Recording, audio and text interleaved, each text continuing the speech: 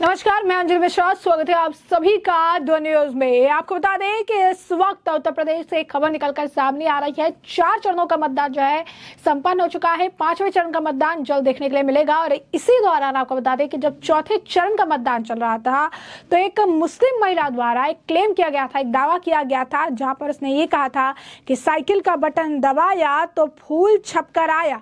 जिसके बाद योगी पुलिस जो है इस मामले की जांच करने में लग गई। और अब उसी मुस्लिम महिला द्वारा अपने ही स्टेटमेंट से, अगर आप कहेंगे कि वो भागते नजर आए, उन्होंने अपना स्टेटमेंट चेंज कर दिया और डीएसपी ने इसकी जानकारी जो है दी है।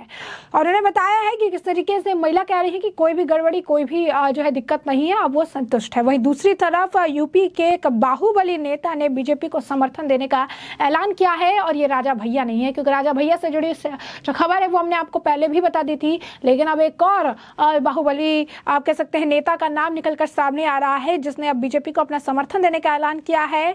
और आपको बता दें कि उनकी पत्नी का टिकट जो है बीएसपी ने काट दिया था। तो ऐसे में पूरा माजरा क्या है विस्तार से समझेंगे। सबसे पहले बात कर लेते हैं मुस्लिम महिला की क्लेम को लेकर कि उन्होंने क्या कहा था। तो दरअसल हम आपको बता दें कि उत्तर प्रदेश में चौथे चरण का जब मतदान हुआ था तो वो यूपी की 13 लोकसभा सीटों पर वोटिंग हुई थी, जिसमें आपको बता दें शाहजहांपुर, खीरी, धौराहा, सीतापुर, हरदोई, उन्नाव, फर्रुखाबाद, इटावा, कन्नौज, कानपुर, अकबरपुर, बहराइच लोकसभा सीट शामिल है। इसी बीच लखीमपुर खीरी जिले में एक मुस्लिम महिला ने दावा किया था, जिसमें चुनावी प्रक्रिया पर ही सवाल उठने लगा।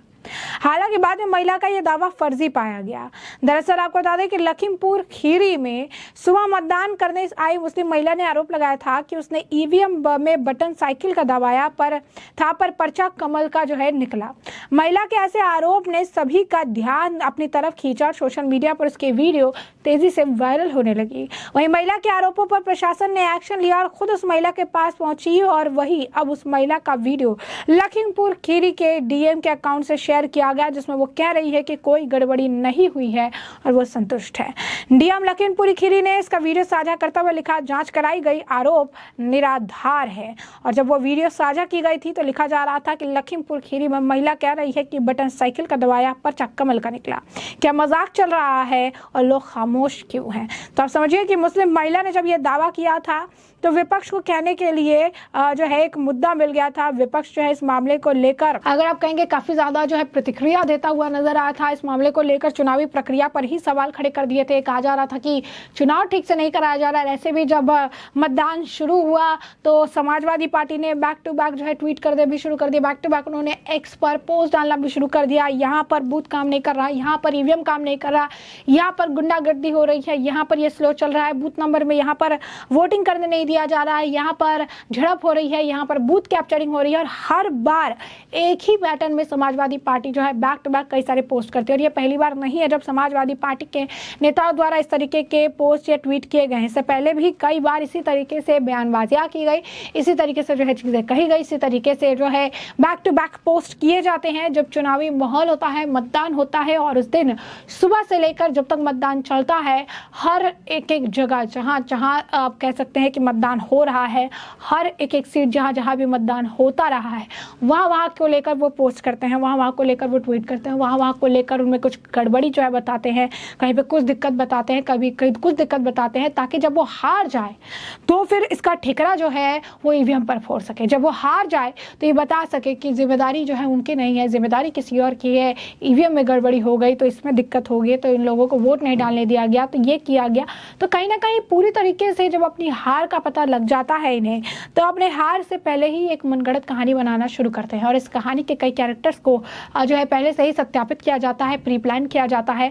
और उसके बाद हर चुनाव में जब वोट पड़ते हैं, वोटिंग के दिन सुबह से लेकर शाम तक ट्वीट करके ये बताया जाता है कि कितना गलत हो रहा है, कितने जैसे लोगों को वोट डालने नहीं दिया जा रहा है। और ऐसे में इस मुस्लिम महिला ने जिस तरीके का बयान दिया, जिस तरीके से कहा कि साइकिल पर बटन दबाया और पर्चा कमल का निकल कर आया, इसके बाद अब विपक्ष को एक और मुद्दा मिल गया था। इस मामले में जमकर बयानबाजी भी हो रही थी, वीडियो भी सोशल मीडिया पर वायरल होने लगा, पूरी की पूरी चुनाव प्रक्रिया पर ही सवाल उठने लगा। लेकिन अब जब इसे लेकर लखीमपुर खीरी की डीएम ने इस मामले की जांच कराई तो आरोप निराधार पाए गए और ये पता चल गया इस तरीके के आरोप जो है बिल्कुल भी सही नहीं बल्कि झूठे आरोप है। और महिला ने भी अपना बयान बदल लिया। महिला साफ तौर पर कह रही है कि वो संतुष्ट हैं। जो भी उन्होंने जो है जिसको वोट दिया था उसी को गया था। आरोप पूरी तरीके से झूठे निकले। जो पता चल रहा है कि चुनाव के वक्त एजेंडा प्रोपागेंडा गैंग किस तरीके से काम करता है और इस तरीके की झूठी खबरों को आगे ले जाने का, अगर आप कहेंगे कि पूरा इंतजाम जो है करता है, ताकि लोगों के दिमाग में भी चुनावी प्रक्रिया को लेकर तरह तरह के सवाल जो है उत्पन्न होते रहे। और कुछ ऐसा ही इस मामले में भी किया गया जब वोटिंग जो है लगातार चल रही थी और एक महिला के दावे ने कई तरह के जो सवाल है वो उठा दिए।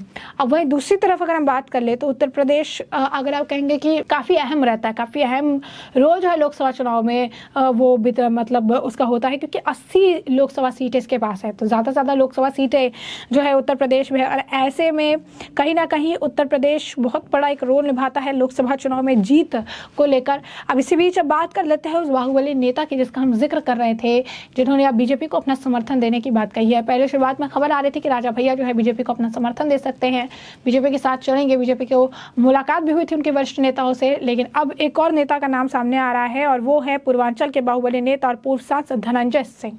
जी हाँ, धनंजय सिंह ने अब बीजेपी को अपना समर्थन देने का ऐलान जो है कर दिया है। उन्होंने अपने समर्थकों की मीटिंग की थी और उसके बाद धनंजय सिंह ने ऐलान किया है। धनंजय सिंह की पत्नी श्रीकला रेड्डी को बसपा ने जैनपुरी से प्रत्याशी बनाया था, लेकिन बाद में उनका टिकट काट दिया। बीजेपी द्वारा उद्योगपति कृष्ण जो है कृपा शंकर सिंह को प्रत्याशी बनाए जाने के ऐलान के बाद धनंजय सिंह ने जौनपुर से स्वयं चुनाव लड़ने का ऐलान कर दिया था, लेकिन एक मामले में जेल हो जाने के बाद पूर्व सांसद ने अपनी पत्नी को चुनाव मैदान में उतार दिया था।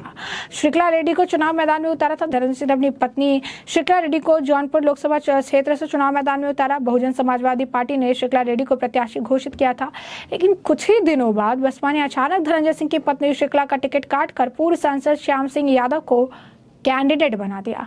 जौनपुर की राजनीति में अचानक आए इस मोड़ के बाद श्रीकला के निर्दलीय चुनाव लड़ने की अटकलें लगने लगी, लेकिन बीजेपी के साथ धनंजय सिंह के नजदीकियों की खबर भी आने लगी। इसी बीच श्रीकला रेड्डी ने पर्चा न दाखिल करने का ऐलान कर दिया। इसके बाद जेल से बाहर आए धनंजय सिंह ने रुख पर सबकी नजर जो है बनी रही थी। अब ऐसे में आपको बता दें कि जौनपुर से धनंजय सिंह ने खुद की जो है प्रत्याशिता का ऐलान कर दिया, लेकिन 6 मार्च को नामित गंगे के प्रोजेक्ट मैनेजर अभिनव सिंघल अपहरण कांड में दोषी करार दिया। इसके बाद को तुरंत जेल भेज दिया गया।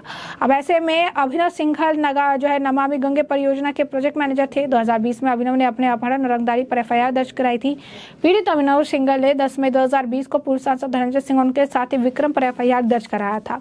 6 मार्च को जौनपुर जेल में थे धनंजय और अब कहा जा रहा है कि बीजेपी को जो है अपना समर्थन उन्होंने दे दिया है। यह कहीं ना कहीं अब उत्तर प्रदेश की राजनीति समय के साथ बेहद ज्यादा दिलचस्प होती नजर आ रही है। अभी कई सारे चरणों के मतदान अभी भी बाकी है। 4 चरण के मतदान हो चुके हैं, 3 चरणों के मतदान अभी बाकी है। अब भी कई सारी अहम सीटें जो है बची हुई हैं, जिन अहम सीटों पर आने वाले चरणों में मतदान होगा। अगर आप पहले 5वें चरण की बात करें तो 5वें चरण में भी उत्तर प्रदेश के कई अहम जगहों पर जो है मतदान देखने के लिए मिलेगा, चाहे वो लखनऊ हो, अयोध्या हो। और ऐसे में कई सारे ऐसे मुद्दे रहे हैं जो लोगों को काफ़ी ज़्यादा अपनी तरफ खींच रहे थे और बीजेपी के लिए अयोध्या के मामले में, राम मंदिर के मामले में एक अपर हैंड है। अब ऐसे में जिस तरीके से बीजेपी का कुनबा लगातार बढ़ रहा है, ऐसे में कहना गलत नहीं होगा कि सपा की पोल खुल चुकी है। मुस्लिम महिला ने अपना बयान जो है बदल लिया है और अब धनंजय सिंह ने बीजेपी को अपना समर्थन देने की बात कह दी है। तो ऐसे में हमने आपको जो पूरा मामला है विस्तार से बताया। इस मामले पर अब आपकी राय हो कमेंट सेक्शन में हमें कमेंट करके जरूर साझा करिए। धन्यवाद।